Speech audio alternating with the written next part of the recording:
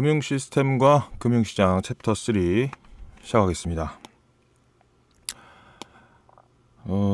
이번 3에서는 증권을 다룰 거거든요. 시작해보죠. 이번에는 이렇게 이번까지 이 챕터 3까지는 이렇게 어려운 내용이 없으니까 좀 편하게 여러분들이 방송을 강의를 보실 수 있으실 거라 생각이 듭니다. 자, 증권의 정의부터 봅시다. 이거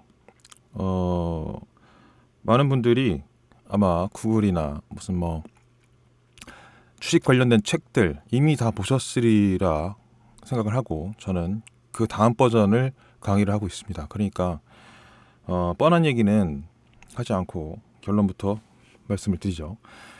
증권이라는 게 뭐냐? 우리 인간끼리 서로를 믿지 못해서 만들어낸 나름의 증거물 같은 거라고 보시면 됩니다. 그걸 증권이라고 단어를 만든 거죠. 이게 옛날로 따지면은 어떤 사실을 적어놓은 종이 쪼가리였는데 그게 지금 와가지고는 이제 주식, 그죠? 주식이 되고 어음도 되고 수표도 되고 채권도 되는 기타 등등 유동 증권 하여튼 통화증권부터 시작해서 무슨 상품증권 등등 이 증권의 종류 해가지고 여러분들이 또 구글에 검색하시면 또 수도 없이 나옵니다.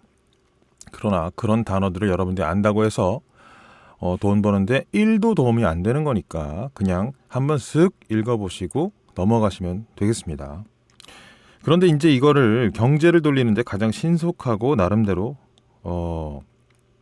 빠르게 이 자체로가 진화해 버렸어요. 그러니까 이게 무슨 말이냐면 어떤 이 경제를 돌린다라고 하는 의미도 뭔가 이 돌려가면 그러니까 경제를 잘 돌린다라는 표현을 하면 뭔가 되게 잘하는 것 같잖아요. 그 왜 우리 정권도 그 공화당 쪽 이 정권을 잡으면 경제를 잘할 것이고 또 민주당 쪽이 정권을 잡으면은 복지를 잘할 것이고 약간 이런 기대치가 있지 않습니까? 그런 것처럼 뭔가 이 경제라는 것을 잘 팽팽 돌아가게끔 만드는 것처럼 숫자 노름, 회계 노름, 재무 노름을 굉장히 그럴싸하게 표현을 할 수 있는 도구 중 하나가 증권이라는 단어입니다. 이거 하나로 모든 것을 설명할 수 있어요. 정말 재밌죠? 그런데 그러다 보니까 원래 이 윗 계층에 있었던 상위 계층에 있는 사람들이 이 백성들을 다스리는 데 있어서 야, 이렇게 하니까 경제가 팽팽 돌아가. 얼마나 우리가 살만해졌니? 라고 얘기를 하는 데 있어서 굉장히 좋은 지표 같은 것이 되는 거죠. 이를테면 부동산도 결국 증권으로 연결이 되어 있죠. 왜? 아파트를 하나 사더라도 생돈 현금을 전부 다 이체를 해서 사는 경우는 거의 없습니다. 그죠? 왜냐하면 그래야 할 이유가 없기 때문에 현금 캐시를 정말 조 단위로 갖고 있는 사람일지언정 은행에서는 정말 너무나 놀랍게도 돈이 더 많은 사람, 그러니까 돈 대출 받을 필요가 전혀 없는 사람에게는 제발 좀 돈 좀 꺼가세요 라고 싹싹 빌면서 이자를 계속 낮춰주죠. 그런데 그런 반면에 정말 절실하게 돈이 필요한 사람들에게는 정말 까다롭게 굴면서 돈을 안 꿔주려고 필사적으로 온갖 규제와 온갖 따질 거 다 따지고 갖고 오랄 거 다 가져오라 그러고 그리고 이자도 그런 정말 돈 필요 없는 사람들보다 훨씬 더 비싸게 받습니다. 그죠?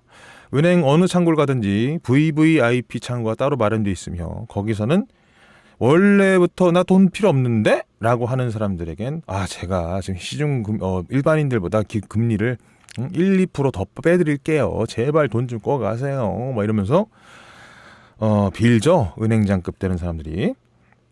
그죠? 그래서 그게 경제를 돌리는데 굉장히 좋았다라고 한다는 건 뭘 의미합니까?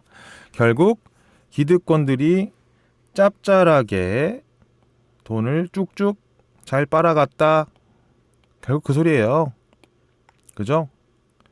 그겁니다, 그냥. 예.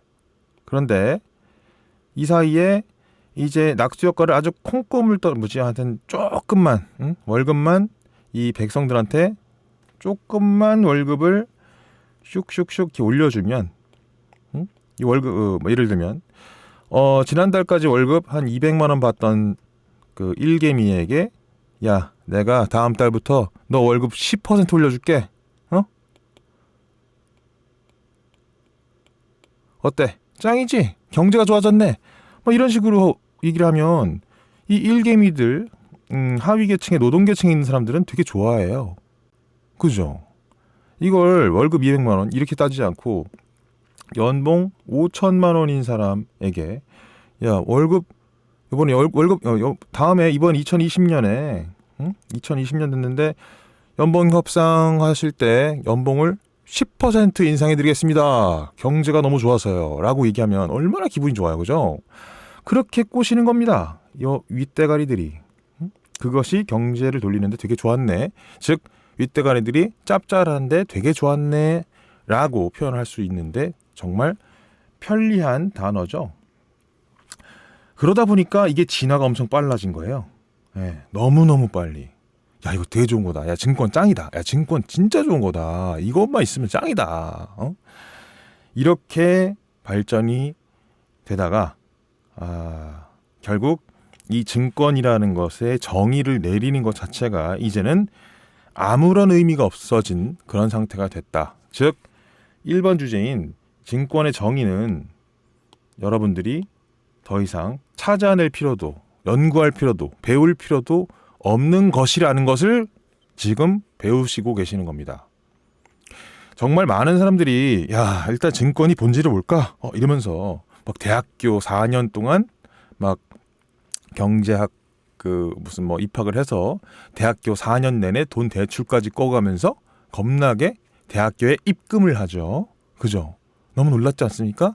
그리고 그깟 대학교를 가기 위해서 그러니까 쓸모없는 것을 배우기 위해서 어마어마하게 고등학교 3년 내내 중학교 3년 내내 학원비로 탕진잼합니다. 그죠?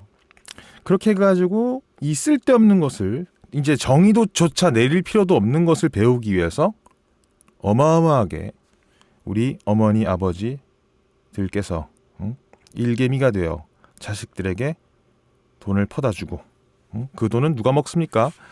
사학 재벌들이 싹 먹는 거죠. 그죠? 제가 스톡마켓 스쿨 정기 교육에서 전부 말씀드린 바 있습니다. 이 구조에 대해서는 다시 설명드리지 않겠습니다. 병행해서 공부를 하고 쓰이고 계실 거라고 저는 생각하고 있기 때문에 그죠? 그래서 이게 너무나 지금 체계화되고 발전하고 진화해버렸기 때문에 더 이상 어떤 군소한 어떤 그런 의미에서의 뭐다 이렇게 정의낼 수가 없는 수준이 돼버렸습니다. 이를테면 이게 어떤 느낌이라고 보시면 되냐면 우리 예전에는 게임이라고 하면 애들이나 하는 것 뭐 오락실에서 테트리스 이런 거 100원짜리 동전 넣고 했잖아요. 그런데 지금은 프로게이머 뭐 연봉이 뭐 200억 이렇게 상회하는 프로게이머도 있고 또 게임을 잘 만들어서 대기업 그러니까 우리가 알고 있는 소위 말하는 재벌이 되는 경우도 부지기수입니다. 그죠? 옛날과 전혀 다른 생태계에 우리는 살고 있죠. 근데 불과 그게 20년 전에는 그냥 동네 오락실 즉 가면은 엄마한테 두들겨 맞는 그런 거였단 말입니다. 근데 불과 20년 만에 그놈의 이 게임이라고 하는 것이 어떻게 됐어요? 재벌도 만들어주고 연봉 수백억도 만들어주는 엄청난 것이 돼버렸죠. 네.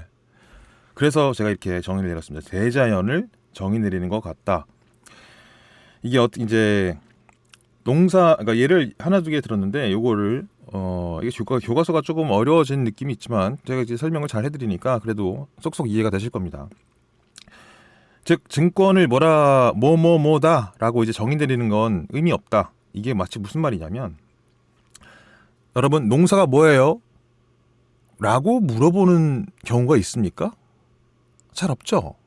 그래서 어떤 사회생활 하면서 야, 증권이 뭐야? 라는 단어를, 그런 질문을 받아보는 게 굉장히 힘든 경우죠. 그쵸. 살면서 야, 주식하냐? 라는 말은 주고받을 수 있지만 저기 김대리 증권이 뭐야? 라는 질문은, 혹은 뭐 김 부장님 증권이 뭐예요? 라는 질문은 오가지 않습니다. 그죠? 그렇듯 농사가 뭐예요? 라는 질문은 뭐 초등학생들도 하지 않죠. 그래서 굳이 누가 물어본다면 뭐 대충 뭐 쌀을 생산하는 행위 아니야? 이렇게 대답을 할 겁니다. 그죠? 이렇게. 그런데 이런 정의 같은 거를 아무도 찾지도 않잖아요. 그죠? 그리고 실질적으로 이제 우리 귀농했다가 작살난 사람들 얘기들 많이 좀 아실 겁니다. 가서 그러니까 무슨 어떤 평화와 안정과 조용한 삶을 찾기 위해서 무슨 귀농을 선택했다 어쩌고저쩌고 이런 거 사연 구구절절하게 들어보면 실제로 그런 낭만과 어떤 귀농 생활에 대한 어떤 즐거움과 낭만적임 이런 건 하나도 없는 채 그 동네 가서 텃세에 당하고 뭐에 당하고 이러면서 뼈 빠지게 고생만 직사게 하고, 그 다음에 또 농사를 한번 지어서 자기가 뭘 해보겠다. 그런데 처음에는 검색해서 나온 것들 고추를 키워서 대박이 났네, 무슨 콩을 키워서 대박이 났네, 이런 대박 사례들만 몇 개를 보고 큰맘 먹고 내려갔는데 알고 보니 이 대자연을 이겨낸 것과 같은 그런 수준이죠. 그래서 미국 속담에는 이런 얘기가 있습니다. 저는 이렇게 쉽게 적어놨는데 농사는 도박과 같다 이렇게 그냥 적어놨지만, 미국 속담에는 농사를 하느니 차라리 동네 카지노에 가서 돈을 박아라 라는 속담이 있습니다. 그 정도로 농사가 굉장히 어렵다라는 뜻이죠.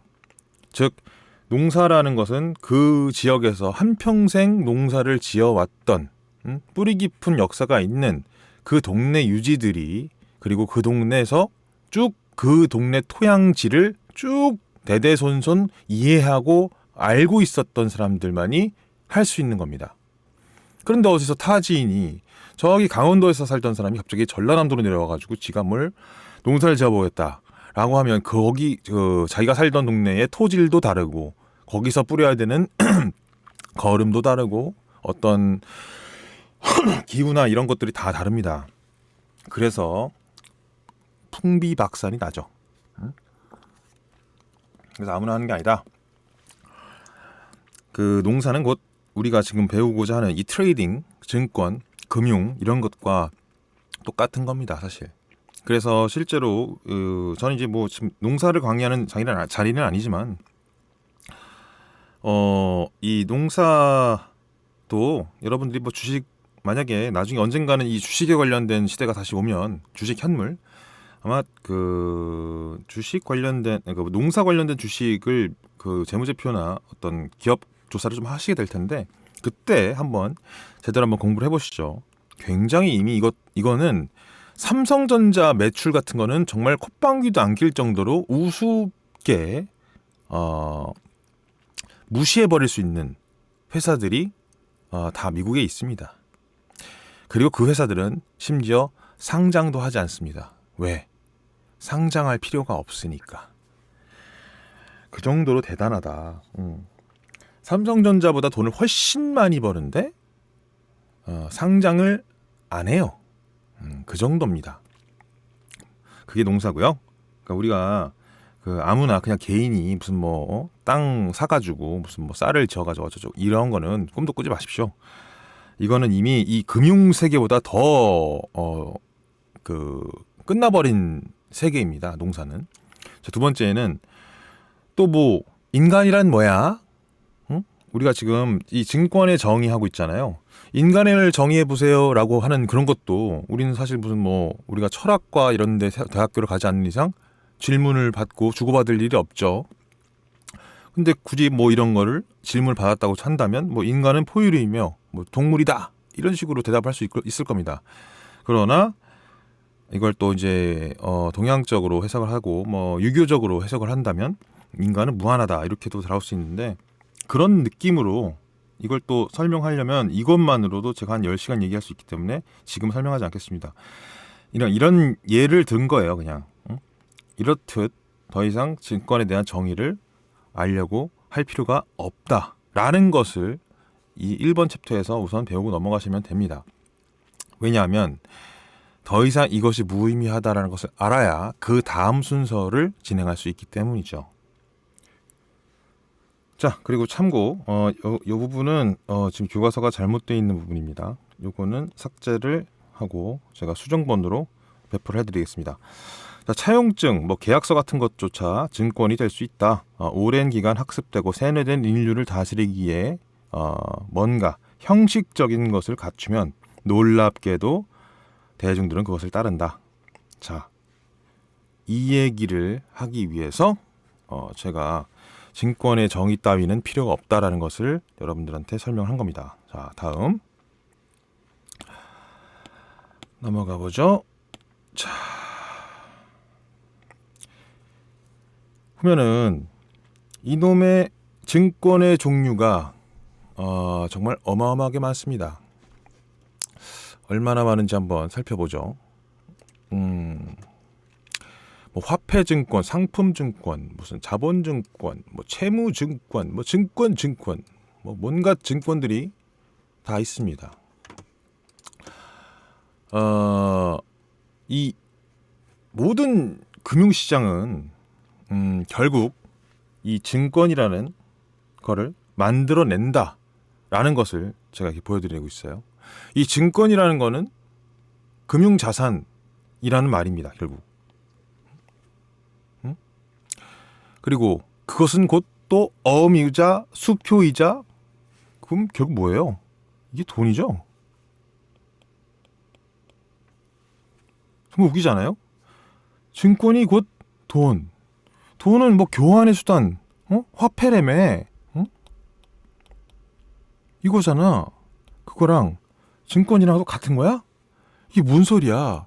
여기서부터 막 헷갈리게 복잡하게 막 꼬아놨죠.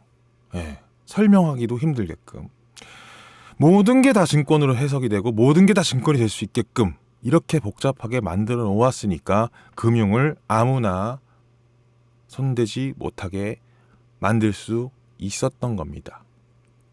심지어 증권이 곧 주식이자 채권이기 때문에 이게 뭡니까 또 이게 자산인 동시에 부채가 되는 거죠. 자산인 동시에 부채가 된다. 이게 뭐야? 우리가 여러분들이 혹시 그 회계나 그 재무제표 공부를 해보셨던 분들 해보실 필요 없습니다. 그냥 제가 지금 가르쳐드릴 거니까 재무제표, 대차대조표 이런 것들 공부를 하시는 게 좋은데 여러분들이 나중에 사업을 하시게 되든 안 하시게 되든 어쨌든 간에 이 금융 공부하는 데 있어서 그 단어가 뭔지 알고 그것이 뭐지? 그것을 제대로 보고 파악할 수 있고 무슨 현금 흐름이라는 것을 이해할 필요는 없지만 적어도 이것이 무엇이다라는 것이 구글 검색에서 너무나 자세하고 다양하고 정말 하루에 한 10분 정도만 투자해도 다 할 수 있는 것들이기 때문에 이것조차도 안 한다면 당신은 돈을 벌 짝이 없는 사람이기 때문에 죽는 게 맞죠. 그럴 분들이 제 강의를 보고 있다고 생각을 하지 않기 때문에 제가 친절히 설명해 드리는 겁니다. 자, 어쨌든 이 대차대조표 우리가 그 연준 얘기할 때 자주 듣잖아요. 밸런스 시트라고. 거기에 항상 자산의 부채도 자산으로 분류가 됩니다. 근데 왜 부채를 자산으로 분류할까라는 궁금증을 갖는 사람은 잘 없어요. 에? 왜 그럴까? 바로 이것 때문이에요. 증권을 사실은 아까 전처럼 원래 태생이라는 게 증권이라는 게 이 돈 노름으로 시작한 거고 사람이 사람끼리 서로 믿질 못해서 만든 어떤 사채. 그러니까 예를 들어서 A란 사람이 부자야. B란 사람이 가난뱅이야. A가 B한테 돈을 꿔줬어. A가 B한테 돈을 꿔줬어. 근데 B란 놈이 돈을 꿨다는 증거가 없어. 그래가지고 종이짝에다가 뭐라고 쓴 거야. 이렇게. 이게 증권이에요. 응? 근데 이게 되게 아까도 얘기했지만 경제를 돌리는데 되게 좋더라. 이 종이짝만 있으니까 이 B라는 애들이 되게 말을 잘 듣더라. 이걸 되게 증거물로 삼아서 법도 만들고 이걸로 인해서 사람도 목도 치고 작살도 내고 노예로도 만들고 여자 기집애 잡아가지고 창녀천에 팔아버리고 물건처럼 노예도 사고 팔고 인증서도 만들고 이래왔잖아요. 우리 역사는, 인류 역사는 너무나 잔인하게. 그죠? 그러니까 너무 편리했던 겁니다. 이 증권이라는 게 역사가 사실 그거예요. 그런데 왜 이것이 빚더미를 의미하는 부채, 이자, 자기의 자산, 나 돈 많아, 나 재산이 얼마야? 라고 할 때 쓰는 그 자산과 같은 의미일까? 이것이 왜 그렇게 되느냐? 증권이라는 것을 발행하게 되면 이 증권이라는 것을 사는 사람은 누굽니까? 사는 사람이 누구죠? 바로 부자들, 졸부들, 잉여 현금이 있는 사람들. 다음 페이지를 보면서 얘기할까요? 자, 여기서부터 진실이 드러납니다. 이 증권이라는 건요, 결국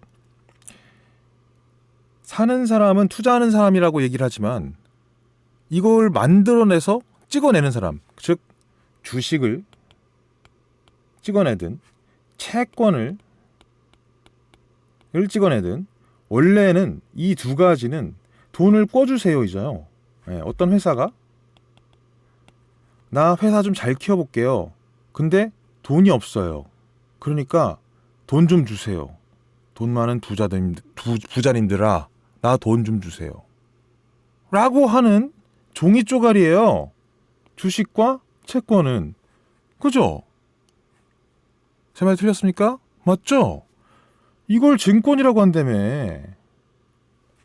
그죠? 유가증권이잖아요. 이게 뭐예요?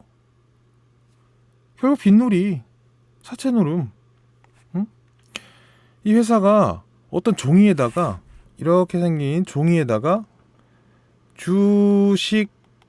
주식이라고, 그다음에 지가 멋대로 그냥 1,000원이라고 썼어. 그리고 이걸 갖고 있는 사람은 한 장당 자기가 번 돈에 얼마를 준대. 이게 뭐야? 돈 꿔달라는 얘기잖아.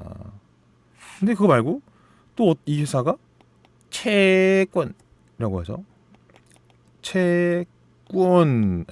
권이라고 해서 뭐 100억 만기는 뭐 20년, 뭐 7년 이렇게 해가지고 채권을 찍어냈어. 이게 뭐예요? 7년 동안 돈 꿔주세요잖아요. 100억을. 그거예요, 그냥.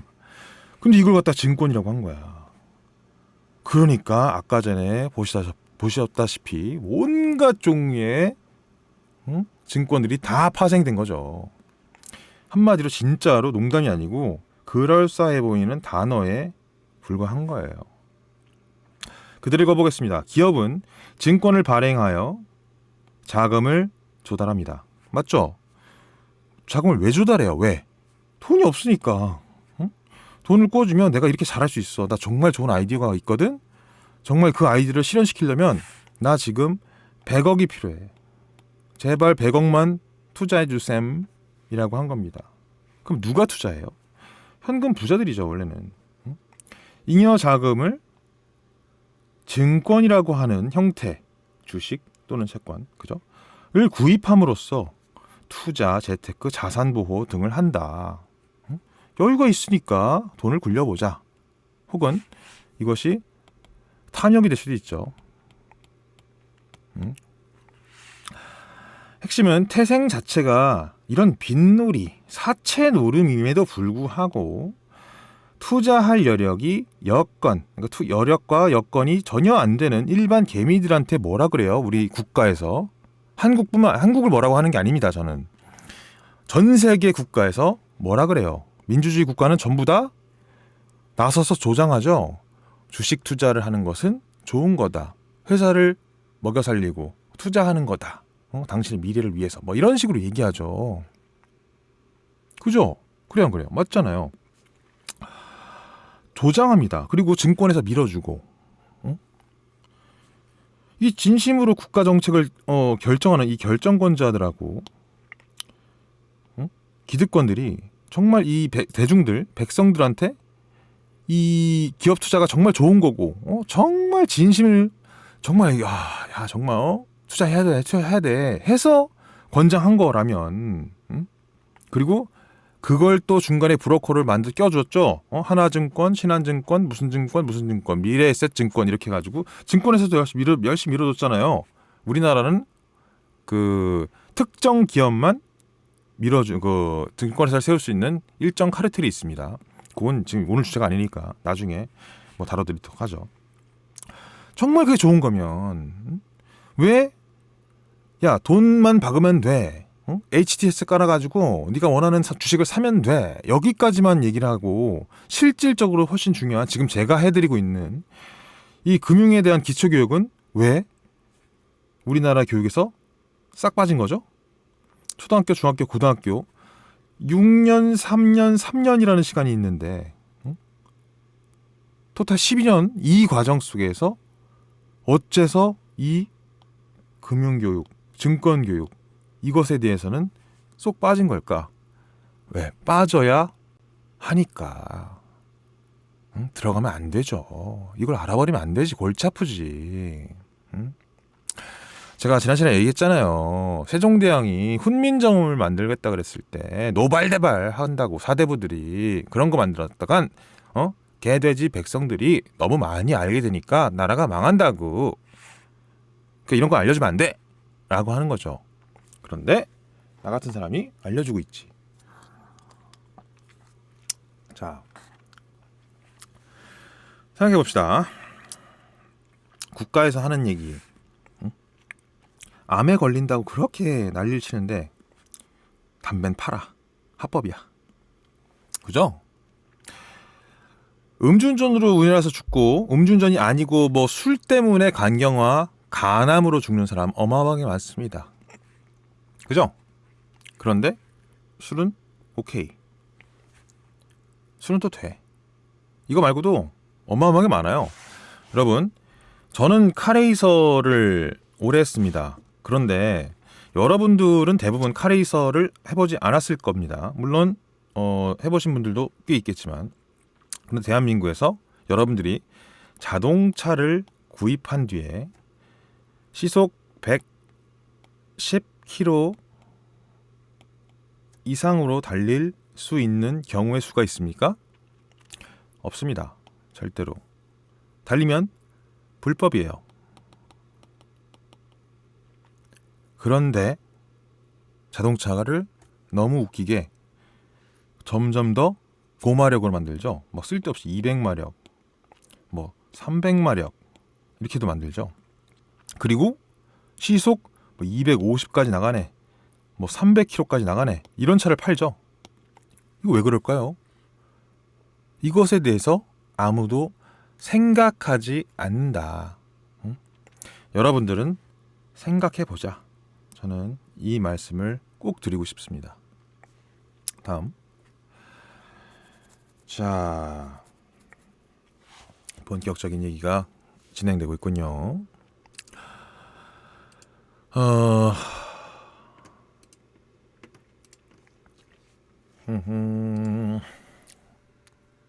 자, 왜 이게 안 꺼지지?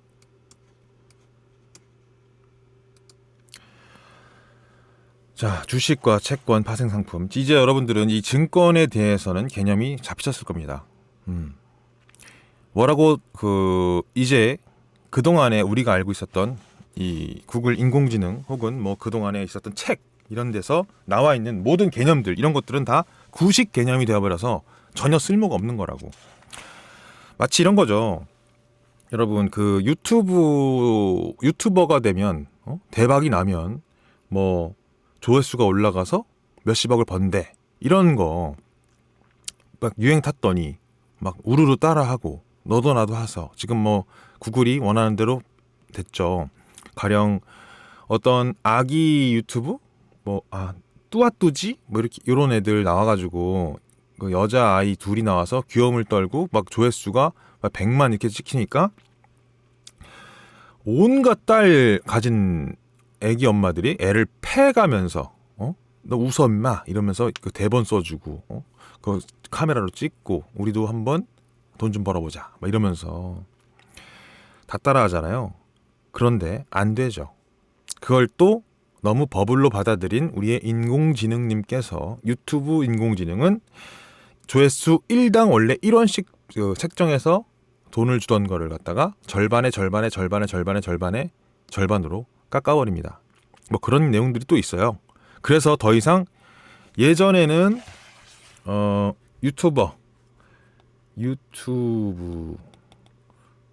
유튜버는 부자 된다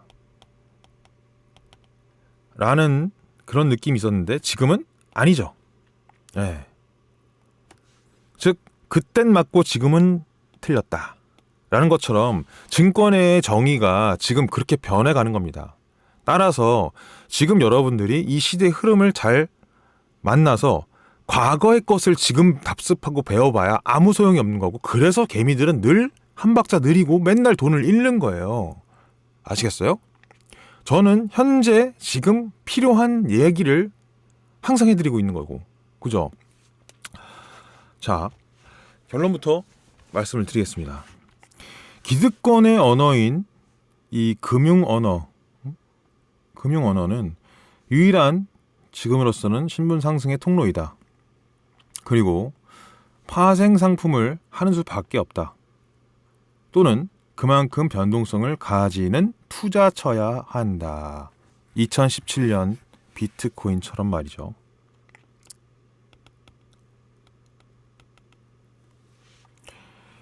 뭐 그때는 좋았습니다. 지금은 돈 벌기 힘들죠. 비트코인조차도 이제는 선물, 그러니까 파생 상품으로 해야 되는 상황이 됐죠. 인류 문명의 시작부터 지금까지 신분 체계가 없었던 적은 단 한 번도 없습니다. 그것이 유지되는 비결이 뭘까? 제가 전격 공개해 드립니다. 정보의 독점, 그리고 하위 계급에 대한 교육을 시키지 않음. 교육을 안 시켜요, 절대로. 기껏해야 무슨 의사 되는 법, 뭐 변호사 되는 법, 그 검사 되는 법, 판사 되는 법, 이렇게 공노비가 되게끔 하는 그런 방법을 알려주지, 이런 복잡하고 그 진실을 알게 하는, 편하게 살고 자유를 얻게 하는 그런 내용은 절대로 알려주지 않습니다. 그리고 이제 태생적인 어떤 불리한 조건, 뭐 태어나 보니까 재벌집 아들이야, 뭐 부잣집 아들이야, 뭐 그런 게 있을 수 있고, 그리고 뭐 장애가 있을 수도 있죠. 건강에 안 좋다든가, 이렇게 세 가지입니다. 대부분 이 태생적 조건이 조금 띠꺼운 내용이지만 이걸 극복해낼 수 저는 있다고 보는데,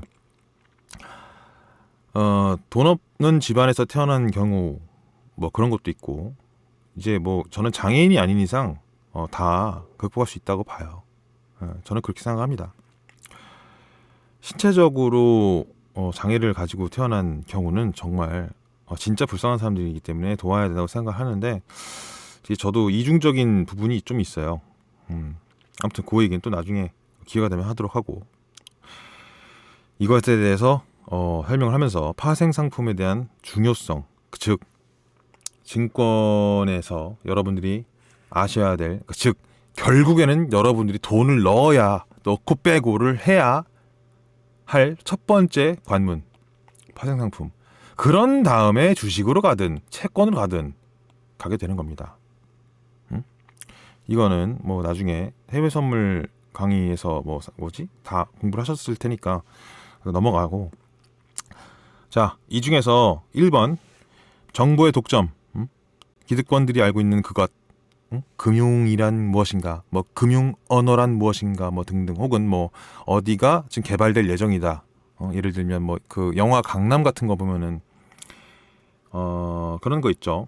지금 어디가 그 개발이 될 거니까 미리 매집해 놓는다든지 뭐 그런 것들. 이 1번을 해결할 수 있는 것들은 결국 정치인의 자제들, 뭐 재벌집 아들들, 그러니까 잘 태어나야죠, 한마디로. 이런 것들은 일단 IMF나 서브프라임 이런 대형 위기가 터지지 않는 이상 정말 쓰레기 같은 자식이어도 졸부집 자식으로 태어난다 하더라도 결국 투자를 할 수 있는 조건에 놓입니다. 보통은 부동산이죠. 우리나라로 대표적으로 우리나라는 부동산이 됩니다. 그리고 조금 공부를 했다라고 하면 채권으로 가고요. 그 다음에 거기서 조금 더 어그레시브하고 좀 공격적인 망나니가 된다라고 하면 보통은 제 주변이라고는 말 못하겠지만 어떤 M&A로 가더라고요. 그러니까 기업 사냥꾼? 네, 그런 걸 하더라고요. 좀 잔인하게 보이던데 나는 이런 거 안 좋아합니다. 저는 착하잖아요. 못된 놈들한테만 복수를 하지. 일반 선량한 사람들은 돕습니다. 그래서 그래요. 이거는 좀 재수없지만 이런 놈들하고는 저는 친해지고 싶지 않아요. 나쁜 놈들입니다. 재수없어요. 자, 그리고 이 중에서 1번 정보의 독점과 교육. 지금 여러분들이 공부하고 계시는 이거 자체가 이제 그 부재를 제가 해결해 드리고 있는 거죠. 1번과 2번을 해결할 수 있다면 인생의 초중반기에 월급 생활이나 투쟁적 삶으로 시드머리를 빡빡 긁어 모아서 한 단계 업그레이드 할 수 있다. 자, 포인트가 뭐냐면, 자, 1번 있잖아요. 1번이 예전에는 이 졸부집 자식들이나 정치인 자제들만 가능했습니다. 그런데 너무나 놀랍게도 이게 진짜 중요한 얘기입니다. 제가 이 강의를 정말 아무나 보여주기가 싫었던 이유 중 하나인데 이 문제가 해결이 됐습니다. 모든 지구인 70억 인구에게 전부. 뭘로? 구글로.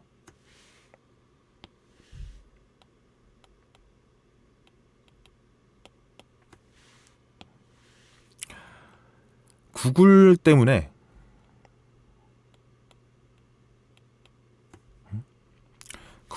정보의 독점 문제가 해결이 됐어요.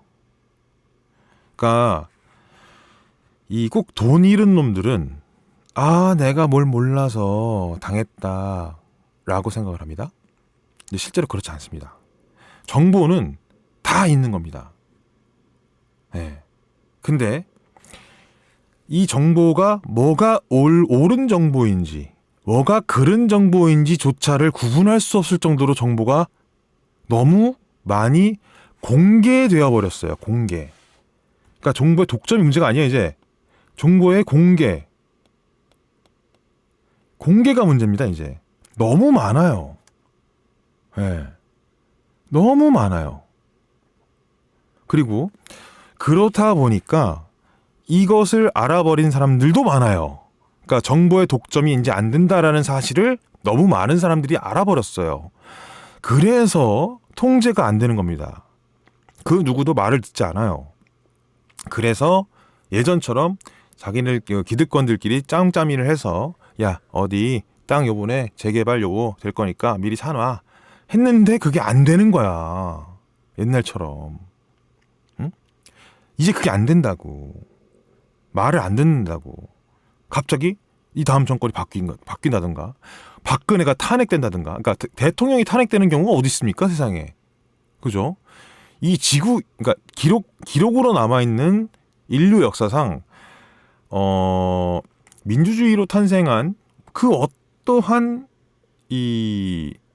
아니죠. 민주주의뿐만 아니라 권력자가 민주적인 방법으로, 그러니까 폭력이 아닌 정말 민주적인 방법으로 탄핵되어서 끌어져 내려오는 경우의 수는 인류 역사상 대한민국이 처음이었어요. 그게 박근혜죠. 저시간 그래서 1번이 해결된 겁니다. 그래서 이 졸부집 자식들도 유튜브만 보고 채권과 부동산 이런 것들을 할 수가 있는 거죠. 대충 정말 무식하게. 그러니까 여러분들이 해결해야 될 건 이제 2번인데 2번이 이제 교육 열심히 받으시고 이제 알았으면 열심히 이제 도전해야죠. 그럼 시드머니 어서 긁어모아? 어쩔 수 없이 처음엔 월급 생활을 좀 해야 됩니다. 그리고 투쟁적으로 살아야죠. 당연히. 응? 정말 그렇게 살게 되면 그 월급 생활도 비참하지가 않습니다. 왜냐하면 미래가 분명하게 어떤 비리 비전이 보인다고 느껴질 테니까. 그래서 박박 긁어 모아서 다 잃어도 보고 거기서 다 잃었을 때 어떻게 자기가 부활하고 불사신처럼 다시 일어나는가 이런 것도 느껴보고 그걸 어떻게 말로 설명해요. 그냥 겪어본 사람만 아는 거지. 그렇게 한 단계 업그레이드가 돼서 점점 무한 진화를 하게 되는 겁니다. 근데 이제 좀 재수없는 얘기를 또 하자면 1번과 2번과 3번을 모두 만족하는 경우의 수가 있었죠. 지금 나이가 90살이 다 돼간 워렌 버핏. 이 바로 그런 케이스입니다. 인터넷, 그러니까 구글 같은 거 없었을 시절 태어났죠. 30년대 태어났으니까 조지 소로스도 마찬가지고 그때 태어나서 불과 11살의 나이에 주식을 시작하고 엄마 아빠도 당연히 제가 알기로는 변호사 집안의 아들인가? 아무튼 그렇고 또 유태인이기도 하고 그리고 JP 모건도 그렇고 골드만삭스도 그렇고 다 그런 애들입니다. 1, 2, 3번이 전부 문제없는 놈들. 정보도 아빠가 잘 해주고 그 다음에 교육도 엄청 잘 받았고 먹고 사는데 전혀 문제 없고 돈 엄청 많이 갖고 태어났고 사지 멀쩡하고 정말 부럽지 않습니까? 워렌 버핏. 그러니까 한마디로 전 세계에서 가장 부자가도 한번 돼보고 지금 빌 게이츠랑 같이 포커 치고 그러고 놀고 있죠.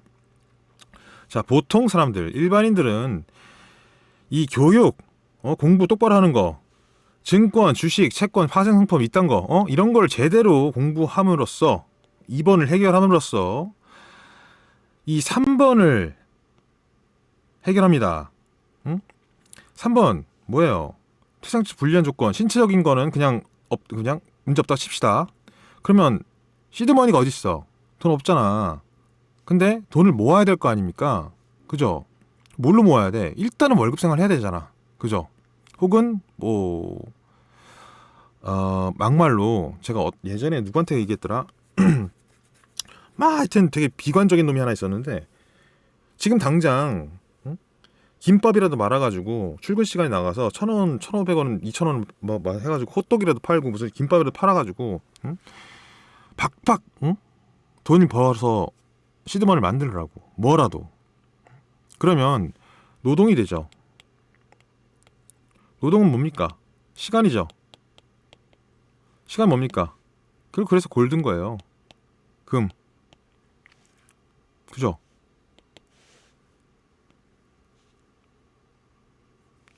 시간을 투자해서 시드머니를 만드는 거죠. 그리고 시드머니를 만들어서 당연히 한 방엔 안 될 겁니다. 2번 시도하고 3번 시도하고 4번 시도하고 또 부러지고 5번 시도하고 또 부러지고 6번 시도하고 또 부러지고 또 근데 그 와중에 뭔가 배우고 진화를 하죠. 그죠? 이 배우는 시간 보통 10년 걸립니다. 이 10년의 세월 10년의 시간 이게 다 뭐예요? 엄청난 가치를 지니지 않겠습니까? 어마어마한 풍파를 겪어가면서 10년을 보낸 그 세월들 그거랑 뭐랑 바꿀 수 있어요? 돈으로 바꿀 수 있습니까? 못 바꿔요. 그래서 황금인 거죠. 그죠? 이렇게 2번과 3번이 해결이 되면 신분이 올라가고 그래서 새로운 신기득권이 되어 새로운 정보를 독점하게 되는 형식이 된다. 이게 신분 상승의 테크트리입니다. 그래서 결론, 기득권 언어인 금융어는 유일한 신분 상승의 통로이다 라는 결론이 나온 거죠. 아시겠죠? 마지막으로 왜 파생 상품이냐 이것까지만 설명하면 이 증권에 대한 개념은 끝나네요. 레버리지를 쓰지 않으면요. 레버리지가 뭘까요? 이것도 검색하세요. 혹시라도 모르시면 레버리지를 모를 거라고 생각 안 하지만 아무튼 부가 빨려 들어가는 속도를 추월할 방법이 없기 때문에 본인 스스로 어떤 기득권의 위치가 되려거든 반드시 레버리지를 써야 된다.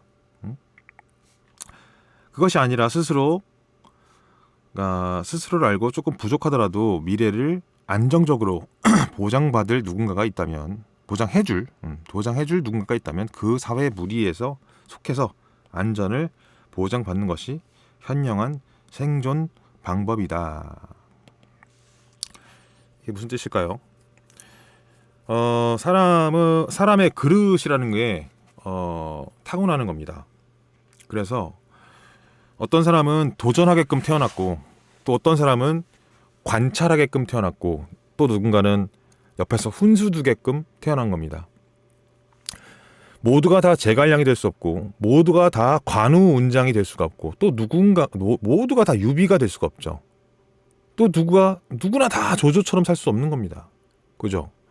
근데 살다 보면 자기가 어떤 타입의 인간이다라는 것을 자각을 하게 돼요. 정말 열심히 노력을 하면.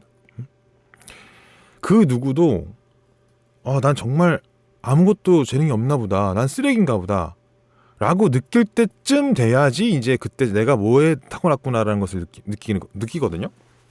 근데 정말 그것조차도 이제 뭐 타고난 게 없다라고 느끼는 시대를 만들어버린 게 제가 아는 바에 따르면 일본입니다. 일본은 정말 그렇게 됐고, 대한민국만큼은 절대 그런 나라가 아니니까 여러분들은 걱정하지 마세요. 절대로 그럴 리가 없습니다. 그리고 그런 사람이 지금 여기까지 이렇게 각양각색 색깔로 줄이 쳐진 이 화면을 보고 있을 리가 없어요. 절대 그럴 수 없습니다. 자, 부가 빨려 들어가는 속도를 추월할 방법이 없다. 이 부분부터 설명을 해드리겠습니다. 자, 여러분, 워렌 버핏 지금 현금 보유가 150조, 그러니까 우리나라 국가 예산이 한 500조 되는데 이 양반이 갖고 있는 캐시만 150조예요. 네, 캐시만. 그러면 이거를 그냥 아무리 제로금리 시대라고 하더라도 그냥 은행에 넣어놔도 여러분들이 상상도 못할 정도로 이자가 붙겠죠. 그죠? 그냥 가만히 있어도. 그런데 심지어 투자까지 잘해. 응? 이걸 불리기까지 잘해. 그리고 그러니까 주가가 오르는 건 둘째 문제야. 응? 워렌 버핏이 산 주가가 1,000원짜리가 1,000원짜리가 뭐 2,000원 되는 건 문제가 아니야. 이미 이런 거 1,000원 돼서 2,000원이 되는 데까지 가만히 있어도 여기서 배당도 나와. 응? 대박. 이미 150조의 현금이 있는데 어떻게 된 거야? 안 그래도 지금 이미 미국 중앙은행에서 달러를 아무리 찍어내봐야 얘네 지금 현금을 그냥 갖고만 있어도 얘네들한테 계속 지급해야 될 이자라는 게 기본적으로 있습니다. 근데 얘네들이 너무 쏠려 있단 말이야. 그죠? 근데 만약에 얘네들이 투자까지 잘해봐. 그럼 어떻게 돼? 돈을 더 많이 줘야 돼. 그죠? 그러면 여러분들이 그들과 똑같은 정상적인 방법으로, 그러니까 그들이 생각하는 과거의 형태의 정상적인 방법, 그리고 우리가 일반적으로 파생상품 선물 옵션은 위험하다라고 인식되고 알려져 있죠. 그리고 실제로 그렇고. 근데 주식과 채권은 안 위험한가? 마찬가지입니다. 레버리지를 쓰기 때문에 선물 옵션이 위험한 거고, 주식과 채권은 레버리지가 없기 때문에 덜 위험하다라고 하는 건데, 그건 증권을 설명하는 시간과는 좀 다른 얘기니까 어쨌든 중요한 건 레버리지 쓰지 않는 주식과 채권을 이미 현금 150조를 갖고 있는 제프 베조스라든지 조지 소로스라든지, 심지어 조지 소로스는 선물까지 해. 이 워렌 버핏이라든지 그다음 JP 모건이라든지 이런 사람들이 하고 있어요. 그 사람들이 버는 속도보다 훨씬 더 테크닉도 안 되고 정보도 없고 공부도 안 한 사람이 속도를 맞출 수 있을 거라고 생각하십니까? 그 물가 상승을? 이 사람들은 1년 지나면 자산이 2배가 돼 있어. 근데 여러분들은 이 사람들 급까지는 아니어도 이 세상에 어떤 그래도 여유 있게 살려고 이 금융을 시작한 건데 그런 위치에 도달하기 위해서 노력을 해야 될 거 아니에요. 그러면 이 사람들이 2배 정도 벌 때 한 20배 정도는 벌어야 되는 거예요. 그 정도 돼야 좀 어느 정도 자신이 업그레이드 되고 한 단계 계급이 올라갔다라는 것을 체감할 수가 있는 거죠. 근데 어떻게 이런 같은 방법을 사용해서 그게 가능하냐 이거지. 불가능합니다. 심지어 이걸 안 하잖아요. 이 금융을 안 하면 더더욱더 답이 없지. 응? 그래서 아주 간단한 공식이 있지 않습니까? 삼성전자가 무슨 색으로 할까? 그래. 삼성전자 주가가 100만 원에서 300만 원 갔잖아요, 지금. 응? 300만 원 가는 동안에 여러분들의 월급이 100만 원에서 300만 원이 됐습니까? 즉 3배 올랐습니까? 이거 한번 확인해 보십시오. 삼성전자 주가가 100만 원에서 300만 원이 된 시기는요. 불과 최근입니다. 최근 한 5년? 5년 동안 여러분들의 월급이 300만 원이 900만 원 됐냐고, 월급이. 이게 안 됐으면 말이 안 되는 거잖아. 근데 워렌 버핏과 이런 금융가 사람들은 이렇게 됐다고. 벌써 이게 현실이라고. 물가는 이렇게 올라가 버린 거라고. 이들의 그 윗세계의 기득권들의 어떤 그 금융을 자기들만의 어떤 언어로서 사용하는 사람들의 물가라는 것이 뭐 따로 수치라는 게 있다라면, 네. 그렇기 때문에 너무나 놀랍게도 이게 또 어떻게 딱 떨어지는지 모르겠지만 보통 미국 주가 ES, 미국 S&P 500 지수를 추종하는 선물 트레이딩 상품인 ES 같은 경우에는 ES나 우리나라 코스피 이런 것들이 레버리지가 딱 13배 정도 됩니다. 얼추 13배? 13배 정도 됩니다.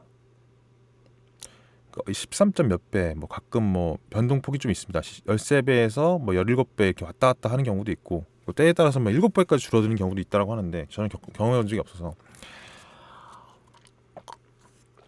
자, 그렇기 때문에 1년이 지나서 무조건 20배 이렇게씩 올라가야 일단 어느 정도 신분 상승이 가능하다. 그리고 여러분들이 원하는 그런 것을 얻을 수 있다.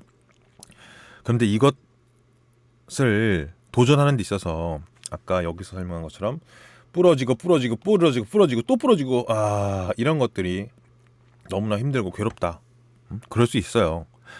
그런 경우에 이제 이거를 이제 뭐 저 같은 사람 가끔 있습니다. 아주 가끔. 그냥 홍익인간을 모토로 살면서 사는 사람들이 아주 가끔 있어요. 그런 사람들을 만나서 적당히 수다나 떨면서 안정적인 삶을 살아가는 것도 나쁘지 않다. 요 얘기는 저는 이 강의에서 하고 싶지 않지만 그래도 모든 사람이 전부 다 트레이더가 되고 모든 사람이 다 인베스터가 될 어떤 이 스페큘레이터로서 성공할 수 있다라고 생각하지 않습니다. 모든 사람들이 다 같지 않기 때문에, 네. 그렇기 때문에 그렇다 하더라도 사람은 어떻게든 살아가게끔 되어 있잖아요. 그래서 그 살아간다라는 것을 저는 알고 있기 때문에 그 사람들을 배려한 그 문장 한마디는 넣어야 될 것 같아서 교과서에 이렇게 넣었습니다. 자, 마지막으로 생각을 해봅시다. 이 한국 주식시장이 어째서 이 15% 예전에 상한가 이렇게 제한해뒀는지 그런 것도 한번 생각해 봅시다. 지금 이제 30%까지 왔다 갔다 하죠. 그리고 금융 거리는데 그놈의 그 가장 중요하다고 하는 본드, 그러니까 채권은 왜 아직도 이렇게 대한민국에서는 소리 소문도 없는 걸까? 이거 너무 신기하지 않습니까? 채권에 대해서 공부를 하고 싶어도 여기서 이제 두 가지를 다 설명을 해드리고 마무리를 하는 게 좋겠군요. 15%로 제한을 해주는 거는 명분은 이겁니다. 개미 투자자를 끌어들여야 되는데 이건 해도 좀 너무하잖아. 응? 돈을 너무 많이 잃을 것 같은데? 라고 해서 정말로 개미들을 보호하는 차원에서 정말 15% 상종가, 하한가 이렇게 정해놓은 건 맞습니다. 그러니까 대한민국이 약간 중용의 나라인 건 맞아요. 실제로. 근데 이제 그러다 보니까 이 짭짤한 맛이 좀 덜해지니, 그러니까 도박 카지노 같은 맛이 좀, 그 마약 뽕이 좀 줄어드니까 이제 그걸 푼 거죠.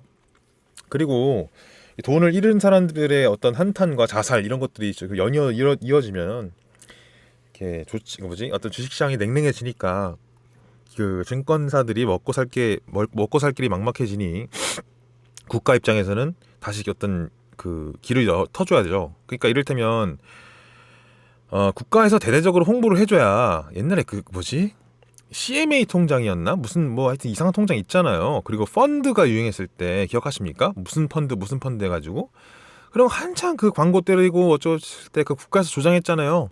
뉴스에서 빵빵 때려주고 다 그게 무슨. 근데 그 돈을 잃은 사람들이 이제 줄기차게 손해 본 사람들이 나오니까 소리 소문 없이 사라지고, 그런데 그거 갖다가 이제 국가에서는 그냥 나몰라라 해버리고, 그다음에 동양증권 사태도 있었고, 그다음에 또 최근 작년 한 2년 최근에 있었던 일들 뭐가 있습니까?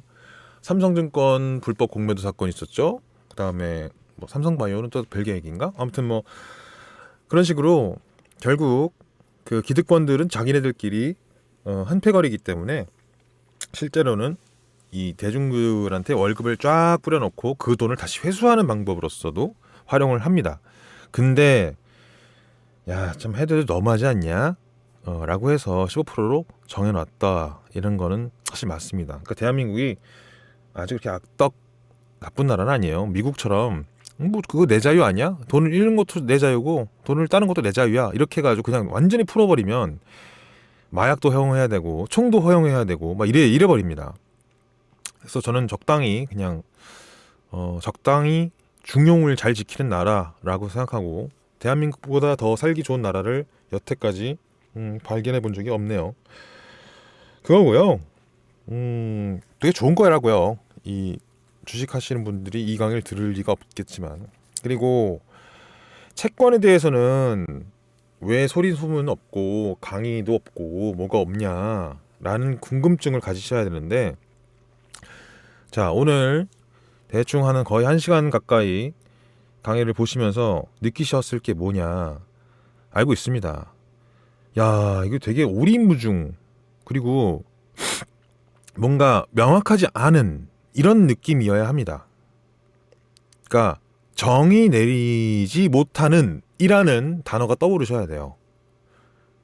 정의가 없는, 이게 맞아요. 대자연이란 이런 느낌. 네. 그런데 이걸 감히 누가 얼마나 대단하다고 누가 누굴 가르칩니까? 저는 그렇게 봐요. 네, 채권은 그렇습니다. 그래서 주식은 그냥 막 사게 하는 게 목적이기 때문에 그것에 대한 어떤 진실이라든지 정의라든지 어떤 그 주식이 실제로 오르고 내리고 그런 걸 다 떠나서 어쨌든 개미들이 원하는 건 지금 당장 떡밥 먹고 돈 버는 게 중요하잖아. 니네들이 원하는 건 이거 아니야? 오르는 거 주식만 찍어주면 되는 거 아니야? 이걸 듣고 싶은 걸 들려주는 것 뿐이에요. 그죠? 근데 채권은 그런 개념이라고 알지도 못하고, 채권 자체도 주식처럼 움직이는 거 움직임에도 불구하고 그런 개념이라는 것을 애초에 머릿속에 탑재하고 있지 않죠. 네. 그러니까 아무리 지금 무슨 채가 유행이래, 그다음 어디 채권이 지금 수익률이 어떻게 되고 어떻게 돼서 괜찮은 투자처야 라는 얘기를 해봐야 CR도 안 먹히고 조회수가 안 올라가니까 얘기를 안 하는 겁니다. 그래서 소리 소문도 없다. 소리 소문도 없다. 그리고 그렇기 때문에 설명을 하려고 노력하지도 않는다. 왜? 사람들이 클릭을 잘 안 해주니까. 그러나 제대로 된 인간이라면 당연히 그런 자료를 찾아보려고 해야 되고 저를 찾아오셨겠죠? 자, 이제 기초적인 이야기는 끝났습니다. 이제 본격적인 얘기가 진행이 돼야 되겠습니다. 이제 마켓 메이커 얘기를 조금 해야 되고 금융시장의 분류 이렇게 들어가게 되는데 이때부터 조금 재밌어질 수 있다라고 미리 예고를 드려야 되나? 자, 아무튼 이렇게 증권에 대한 설명 마치겠습니다. 증권이 정말 결론은 이렇게 얼마나 쉽게 이해하면 좋겠습니까? 그러니까 뭐라고 해야 돼? 여러분 증권 정의 같은 거 알 필요 없어요 라고 하면 저도 좋고 배우는 사람도 좋겠지만 이제 그렇게 얘기하면 말하는 사람도 김새고 배우는 사람도 아니 이게 무슨 소리야 라고 느낄 수 있겠죠. 그러나 그 안에 이렇게 길게 설명해야 될 많은 내용들이 있는 겁니다.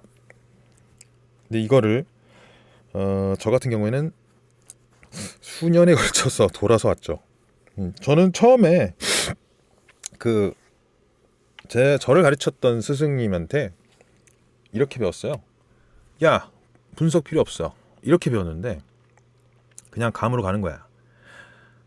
그걸 아는 데까지 10년이 걸렸습니다. 그리고 그걸 알기 위해서 정말 모든 것을 공부해야 된다라는 것도 알았습니다. 예. 무슨 말인지 이해를 하시려나? 정말 모든 것을 공부해 나가야 하는 평생 학생이어야 되는 것을 알았다라는 것을 알게 됐죠. 정말 그게 명언이에요. 뭘 모르고 있는지조차도 모르는 게 문제다라는 거죠. 자, 챕터 4에서 다시 뵙죠.